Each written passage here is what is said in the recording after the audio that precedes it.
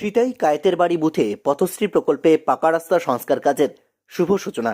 সিতাই ২ নম্বর গ্রাম পঞ্চায়েতের কায়েতের বাড়ি বুথ এলাকায় পথশ্রী প্রকল্পের অধীনে পাকা রাস্তা সংস্কার কাজের শুভ সূচনা করলেন বিধায়ক সঙ্গীতা রায়। সোমবার দুপুর ১২টায় তিনি আনুষ্ঠানিকভাবে এই নির্মাণ কাজের উদ্বোধন করেন। বিধায়ক জানান, এই প্রকল্পে প্রায় ৭৪ লক্ষ টাকা ব্যয়ে মোট ১৩০৮ মিটার দৈর্ঘ্যের পাকা রাস্তা সংস্কার করা হবে। নির্মাণ কাজটি পশ্চিমবঙ্গ গ্রামীণ অবকাঠামো উন্নয়ন সংস্থা অর্থাৎ WBSRDA সম্পন্ন করবে। এদিন অনুষ্ঠানে বিধায়ক ছাড়াও স্থানীয় বিভিন্ন জনপ্রতিনিধি ও গণ্যমান্য ব্যক্তিবর্গ উপস্থিত ছিলেন। WBSRD পথশ্রী রাস্তা, এটা হচ্ছে ১৩০৮ মিটার। ১৩০৮ মিটার। এখানে হচ্ছে প্রায় ৭৪ লক্ষ টাকা এই রাস্তাটা রিপেয়ারিং হবে।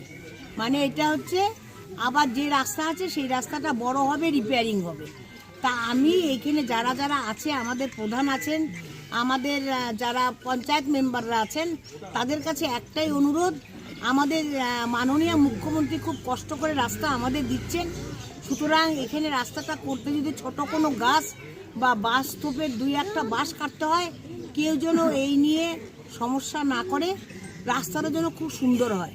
এখন তো বর্ষাকাল না, আমি এজেন্সিকে বলবো যেন তারা খুব তাড়াতাড়ি রাস্তাটা সম্পূর্ণ করে।